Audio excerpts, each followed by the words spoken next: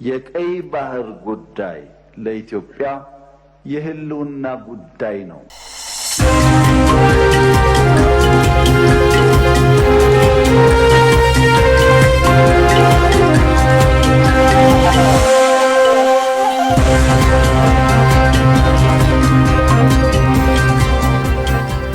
ላይ ተጽዕኖ ፈጣሪ ሆነው የብሪክስ አባል ሀገራት የሆኑት ቤጂንግ እና ጃካርታ በመካከላቸው ያለውን የንግድ ልውውጥ ከፍ ለማድረግ ተስማምተዋል። ካለፉት ዓመታት በተለየ መልኩ ለቤጂንግ ምርቶችና ባለሀብቶች የተለየ በር እንደሚከፍቱም ነው የጃካርታ ባለስልጣናት የተናገሩት። በስምምነቱ ወቅት የኢንዶኔዥያው ፕሬዝዳንት ፕራቦ ሱቢያንቶም ካለፈው ዓመት የቤጂንግ ጉብኝታቸው በኋላ በሀገራቱ መካከል ዘርፈ ብዙ የሚባሉ የግንኙነት እድገቶች ተመዝግበዋል። ከኢኮኖሚ ጀምሮ በቱሪዝምና ባህላዊ ሕክምና ዘርፍ የቤጂንግ እና ጃካርታ ጥምረት አስገራሚ እድገት አሳይቷል። አሁን ደግሞ ከቤጂንግ ወገን በጠቅላይ ሚኒስትሩ የተመራው ልዑክ በጃካርታ ጉብኝት ካደረገ በኋላ ወሳኝ የተባለ ስምምነቶች በፊርማና ውል ታስረዋል። በዚህ ወቅት ፕሬዝዳንቱ እንዲህ አሉ። ግንኙነታችን ተጠናክሮ ይቀጥላል። ከኛም በላይ ለብዙዎች ተስፋም መንገድም የሆነ ዝምድናን አስረናል።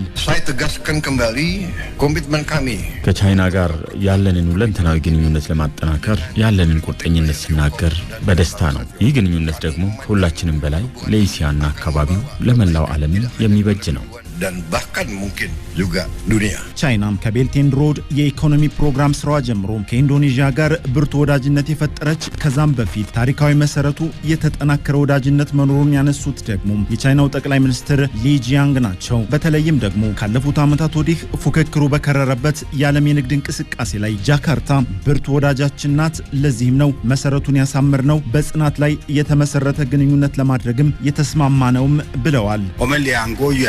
ከኢንዶኔዥያ ጋር ጠቃሚ የሆነ ስምምነት ቀጣይ ግንኙነታችንን የበለጠ የሚያጠናክር መግባባት ላይ ደርሰናል። ቀጣናዊ ጸጋዎችን በጋራ ለመጠቀም ዓለም አቀፍ ተጽዕኖችንም ለመመከት የሚያስችል መግባባት ላይ ነው የደረስነው። እንዳለፉት ጊዜያት ሁሉ አሁንም የበለጠ የሁለትዮሽ ግንኙነታችንን በጽኑ መሰረት ላይ አጽንተነዋል።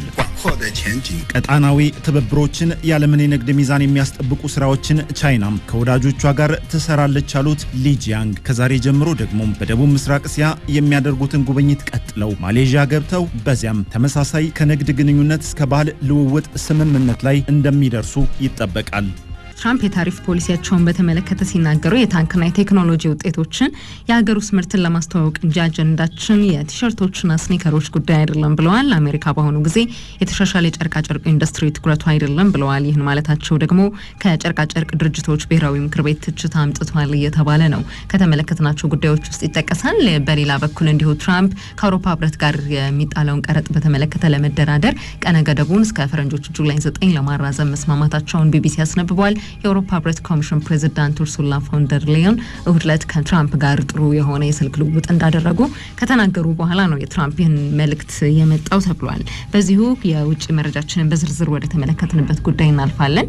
የጆርጅ ፍሎይድ ሞት 5ኛ ዓመት በበርካታ አሜሪካውያን ዘንድ ታስበዋል። ብዙዎች አደባባይ የወጡበት የመታሰቢያ ፕሮግራሙ ከዚህ በኋላ የፍሎይድ አይነት ዕጣ ለጥቁር አሜሪካውያኑ ላይ እንዳይደርስ የተጠቀሙበትም ሆኗል። ለመሆኑ ከጆርጅ ፍሎይድ ግድያ ወዲህ በጥቁር አሜሪካውያን ላይ ያለው እይታ ለውጥ አለ ወይ? በዚህ ላይ አዲስ ጸጋዬ ትንታኔ ያለው።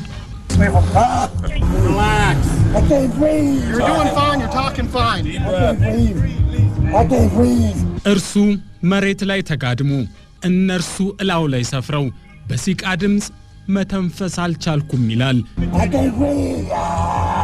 ፖሊሶቹ ግን ሊራሩለት አልቻሉም። ከዛሬ 5 ዓመታት በፊት ጆርጅ ፍሎይድ በሚኒያፖሊስ ጎዳና ሕይወቱ ጠፋች። ይህን የጆርጅ ፍሎይድ ተንቀሳቃሽ ምስል የተመለከቱ በርካታ አሜሪካውያን ተቆጡ፣ አደባባይ ወጡ። የጆርጅ ፍሎይድን ሞት ምክንያት አድርጎ ይገንፈል እንጂ ለዘመናት የታመቀ ደግሞ በ2013 የጥቁር ሕይወት ጉዳይ ነው ወይም ብላክ ላይቭስ ማተር ጠንካራ እንቅስቃሴ ቀጠለ ለመሆኑ ምስክር መጥራት አያሻም። ከፍሎይድ ግድያ ከጥቂት ወራት በፊት እንኳን አህመድ አርብሪና ብሪዮታ ታይለር የተባሉ ጥቁር አሜሪካውያን ወጣቶች በፖሊሶች በተተኮሰ ጥይት መገደላቸው ይታወሳል። እናም የተዳፈነው እሳት ወለደ። በጆርጅ ፍሎይድ ግድያ የተጠረጠረው ፖሊስም ፍርድ ቤት ቀርቦ ጥፋተኛ በመሆኑ 20 ዓመታት እስራት ተበየነበት። እናስ ዩናይትድ ስቴትስ ኦፍ አሜሪካ ከዚያ ወዲህ እንዴት ሆነች? አሜሪካን ትናንት ጆርጅ ፍሎይድን አስበዋለች። የሞተበት 5ኛ ዓመት በተወለደበት አካባቢ እንዲሁም በስሙ በተሰየመውና ሕይወቱ ባለፈበት ጎዳና ላይ በብዙዎች ታስቧል። አደባባይ ወጥተው የፍሎይድን ሞት ያሰቡት ታዲያም በጆርጅ ፍሎይድ ላይ የተፈጸመው ዘግናኝ ግድያ የመጨረሻው እንዲሆን ጸልየዋል፣ ጠይቀዋልም። የአሶሺየትድ ፕሬስ ጸሐፊ ማርክ ቪዝላፍ ግን የጆርጅ ፍሎይድ ግድያ የመጨረሻው ማብቂያው መሆን አልቻለም ይላል። ዛሬም ድረስ በርካታ ጥቁር አሜሪካውያን እንደ ጆርጅ ፍሎይድ አንገታቸው አይረገጥ እንጂ እንደ ዘበት በሚተኮሱ ጥይቶች ሕይወታቸው ይጠፋል። ይሁን እንጂ የጆርጅ ፍሎይድ ግድያ እንዲሁም ይህ ድርጊት የፈጠረው ቁጣ በአሜሪካን ስር ነቀል የሆነ ለውጥ አያምጣ እንጂ መጠነኛ ለውጦች፣ የሕግ ማሻሻያዎች እንዲደረጉ ግን አስገድዷል። የቀድሞ የአሜሪካ ፕሬዝዳንት ጆ ባይደን በፍትህ ቢሮ ላይ ምርመራ እንዲፈጸም በሕግ አስከባሪ ተቋማትም ላይ ጥናት እንዲደረግ አዘው ነበር። በሚኒያፖሊስ፣ በፎኒክስ፣ በሊንግተንና ሚሲሲፒ በተደረጉ ምርመራዎችም በፖሊስ አባላት የተፈጸሙ የሕግ ጥሰቶች ተገኝተዋል። የሕግ ጥሰቶቹ ደግሞ ሆን ተብሎ ጥቁሮች ላይ ባነጣጠረና በተቀናጀ መልኩ የሚፈጸም መሆኑ ጥናቱ ማረጋገጡ ደግሞ ብዙዎችን አስደንግጧል። መርማሪ አካሉ በተለይም በሌስቬልና በሚኒያፖሊስ ቢሮዎች ላይ ባሉ የፖሊስ አባላት ላይ የተለያዩ እርምጃዎች እንዲወሰዱ ማድረጉ ይታወሳል።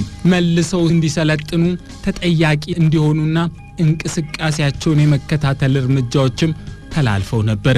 ምንም እንኳን የትራምፕ አስተዳደር ምርመራው በበቂ ማስረጃ አልተደገፈም በሚል እስካሁን ተፈጻሚ ባያደርገውም ትራምፕ ከመጡ ወዲህም ቢሆን ግን ልዩነት እኩልነት በሚለው ላይ ያላወላወላ አቋም እያሳዩ ናቸው። በጥቁሮች ላይ የሚፈጸም ልዩነትን እንደሚቃወሙ በግልጽ ተናግረዋል። ትራምፕ በልዩነት እኩልነት ፖሊሲንም በፊርማቸው አረጋግጠዋል። እነዚህንና ጥቂት የፖሊስ ተቋማት ማሻሻያ ወይም ሪፎርሞችን የተመለከቱ ጥቂቶች ከፍሎይድ ግድያ በኋላ በአሜሪካም በጥቁሮች ላይ ያለው እይታ በተወሰነ መልኩም ቢሆን አቅጣጫውን ዞር አደረገ ከሚል መደምደሚያ ደርሰዋል። የፒው ጥናት ማዕከል ግን በዳሰሳ ያረጋገጥኩት እንደሚለው ትርጉም የሚሰጥ ለውጥ በአሜሪካ ዛሬም እየታየ አይደለም። የጥናት ማዕከሉ 72% የሚሆኑ ጥናት ተካፋዮቹ ምንም ለውጥ አላየንም ብለውኛል ይላል። የብላክ ላይቭስ ማተር እንቅስቃሴም በተለይ ከ2020 ወዲህ በ15% መቀዛቀዝ አሳይቷል። እንደ ማዕከሉ ጥናት 49% የሚሆኑ የጥናት ተሳታፊዎች ጥቁር አሜሪካውያን ከነጮቹ እኩል ዛሬም እየታዩ እንዳልሆነ ያምናሉ። እይታው ከቅኝ ግዛት ዘመን ጥቂት ፈቀቅ ይበል እንጂ ለውጡ አንጀት የሚደርስ እንዳልሆነም ይጠቁማሉ። ብዙዎች የጆርጅ ፍሎይድ ግድያ በቪዲዮ መቀረጽ ለንቅናቄውም ከዚያ በፊት በድብቅ ይፈጸሙ ለነበሩ የግድያ ድርጊቶችም ጥሩ ምስክር ይሉታል። ብዙዎች የብላክ ላይቭስ ማተር መሬት አንቀጥቅጥ ተቃውሞ ትልቅ ለውጥ ባይፈጥርም እንኳን የለውጥ ጅማሮ አብስሯል ብለው ይገምታሉ። ብዙዎችም የፍሎይድ ግድያ የመጨረሻው ባይሆን እንኳን የአሜሪካ የሕግ አስከባሪ ስርዓትን አጋልጦ እንዳለፈ ያምናሉ። ብዙዎች አሜሪካ ከቆመችበት የእይታ አቅጣጫ መቀየሯ እንደማይቀርና አስገዳጅ እንደሆነም ይገነዘባሉ። ትላንት ዛሬ አይደለምና